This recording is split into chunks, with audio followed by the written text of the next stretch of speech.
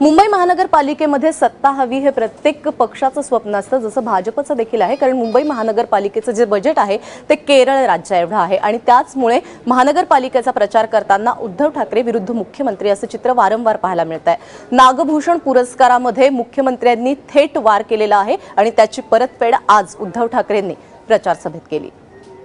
ज्या दिवशी मुख्यमंत्री पद सोडेल त्या दिवशी मुंबईच्या लोकांना हे लक्षात ठेवावं लागेल की नागपूरमधनं आलेल्या एका माणसाने मुंबई बदलून दाखवली। एवढं का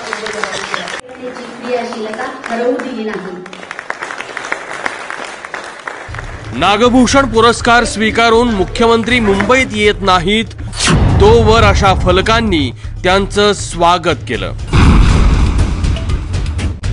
तुम्ही अखंड महाराष्ट्र ठेवा असं म्हणत वेगळ्या विदर्भावरून मुख्यमंत्र्यांना चिमटा काढण्यात आला, ज्याचा बदला आशिष शेलारांनी त्याच भाषेत घेतलाय।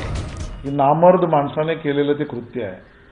जो स्वतःचं नाव, स्वतःच्या पक्षाचं नाव लिहायची हिंमत ठेवत नाही, त्या नामर्दावर प्रतिक्रिया देणं आम्हाला अभिप्रेत वाटत नाही। आणि म्हणून मुख्यमंत्र्यांच्या भाष्यावर म्हणाल तर हे खरंच आहे। केवळ आता ह्याच्या पुढे नाही तर ह्या आधी सुद्धा नागपूरच्याच माणसाने मुंबईचा विकास केला, तर इतिहासातही भारतीय जनता पक्षाच्याच अखंड महाराष्ट्राच्या विकासाची भूमिका नागपूरवरून आलेल्या नितीन गडकरींनी घेतली। आशिष शेलार जेव्हा शिवसेनेच्या मर्दानगीवर बोलत होते तेव्हा मुख्यमंत्री आणि उद्धव ठाकरे एकाच मंचावर होते। प्रबोधनकारांचं तैलचित्र महापौरांच्या दालनात लावण्यात येणार आहे, त्याचं अनावरण मुख्यमंत्र्यांच्या हस्ते झालं। उद्धव ठाकरे बोलायला उभे राहिले आणि मुख्यमंत्र्यांच्या कालच्या भाषणाची त्यांनी परतफेडही केली।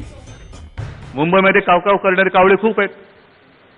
महापालिकेच्या कारभारावरती सुद्धा करतात, इतरत्र सुद्धा करतात। कावळा गेला तर काय, पण तसं नाहीये। अग्निशमन दलाचं कर्तव्य आहे आणि ते बजावताना मग कावळा असो किंवा माणूस असो हे कुठेही कमी पडत नाही। त्याच्याबद्दल मला तुमचा सार्थ अभिमान वाटतोय। 1.25 कोटीच्या मुंबईत समस्याही तितक्याच आहेत। अगदी रेल्वे, रस्ते, पाणी, झोपडपट्ट्यांचे मूलभूत प्रश्नही 60 वर्षांनंतरही जैसे थे आहेत। पण भावनिक राजकीय साठमारीत त्याचं कुणालाही देणं घेणं नाहीये। मुंबई म्हणजे मिनी इंडिया आहे। इथं सगळ्या जाती धर्माचे आणि राज्यातले लोक एकत्र राहतात, पण निवडणुकीत त्याचं विभाजन ठरलेलं असतं। अस्मिता वर येतात आणि पालिका अवघी 1.5 महिन्यावर असल्यानं घमासान निश्चित आहे। ब्युरो रिपोर्ट, ABP माझा।